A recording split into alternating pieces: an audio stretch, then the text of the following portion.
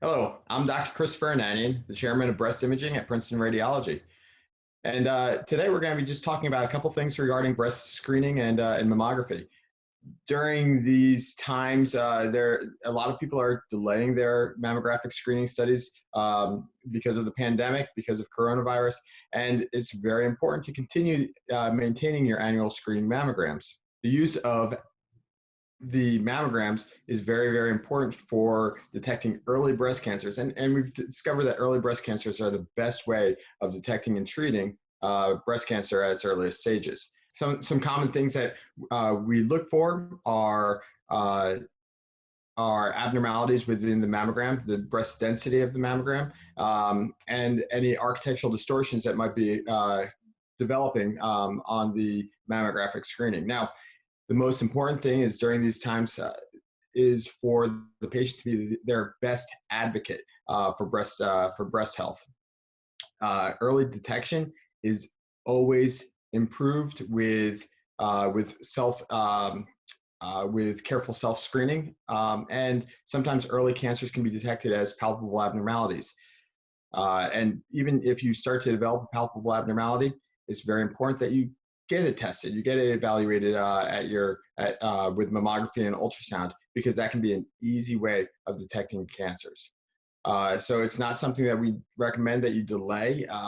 The doubling time for breast cancers is usually about 6 months. That's the time that it takes for a cancer to develop, to start growing from something that's maybe early detected around 5 millimeters to about a centimeter. And we have a very good information that the prognosis is excellent for cancers that are detected less than 1.5 centimeters. So it's very important for that early detection, detecting those cancers when they're very small, easily treated with resection. And that's where mammography plays a key role, is that we're able to detect these cancers when they are 5 millimeters, 3 millimeters, very, very small, to the point where treatment and resection can easily cure the cancer.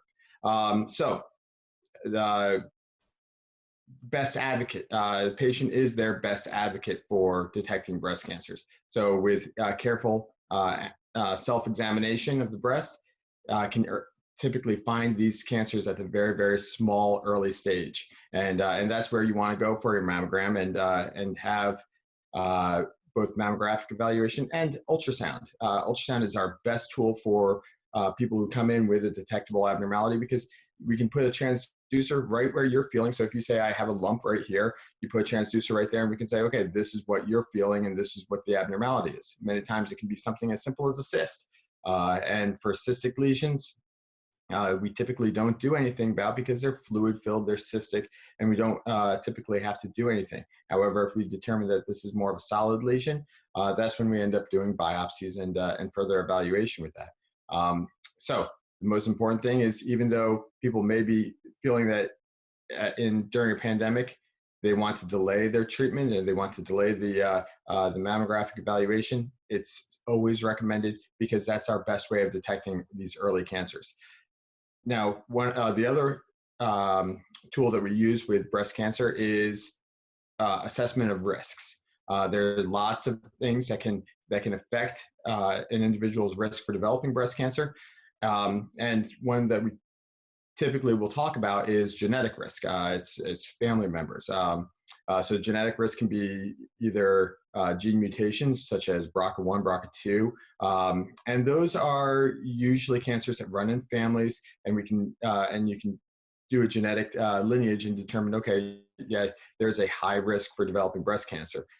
People who do fall into those high risk categories typically will have additional screening tools like MRI, which is always very, very sensitive at detecting very early breast cancers in those high risk patients. The reason that we don't typically do those in the standard risk patient is because sometimes there's false positives, where we end up doing additional evaluation for things that aren't necessary to evaluate further.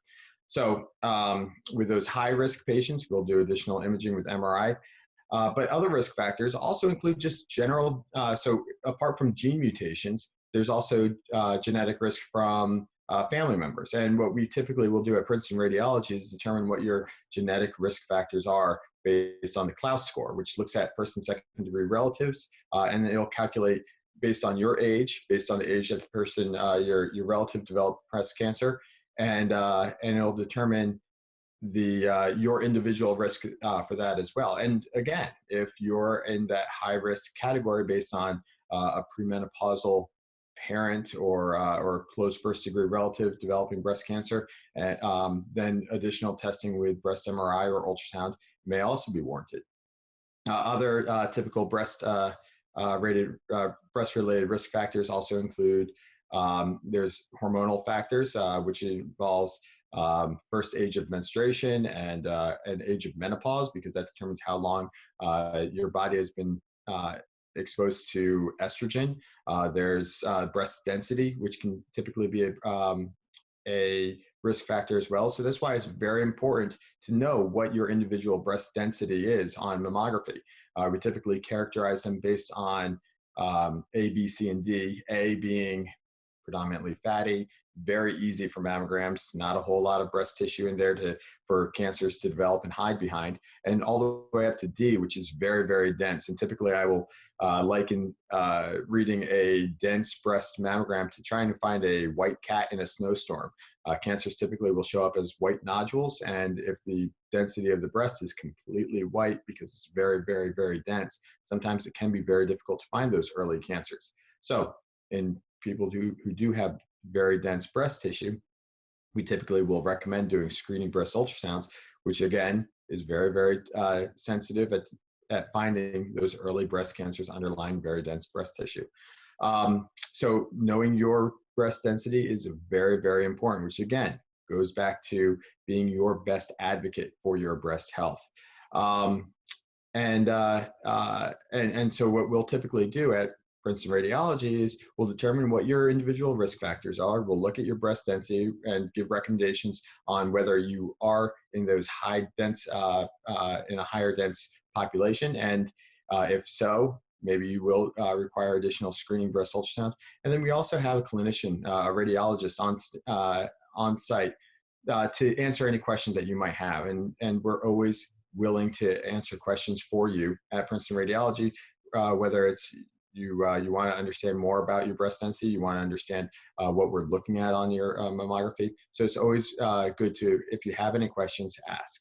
So again, screening mammograms are very important for this early detection. Even in times where, even if your your usual screening mammogram was scheduled for March when everything shut down, it's still important to follow up with your screening mammograms as soon as possible, and not to delay your breast health any longer than it needs to be. That being said, if you're still cautious about going outside, Princeton Radiology has been very, very on top of the screening procedures for cleaning for COVID.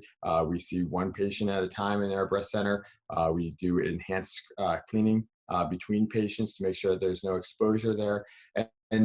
But even if you are still feeling cautious about going out, never delay a possible palpable abnormality. So if you feel something new, if it's different for you, if there's pain that you don't usually feel, or if there's a palpable abnormality that you don't usually feel, it's always better to go in, have it evaluated, do a screening ultrasound or a screening mammogram and an ultrasound to make sure that this isn't something that's potentially more malignant that might be brewing. Again, the doubling time for breast cancers is usually about 6 months, which is why we recommend annual screenings to make sure that we're not missing something within the 12-month period. But also, if you feel something new, it's always better to have it evaluated sooner rather than later so that we can catch it when it is very small.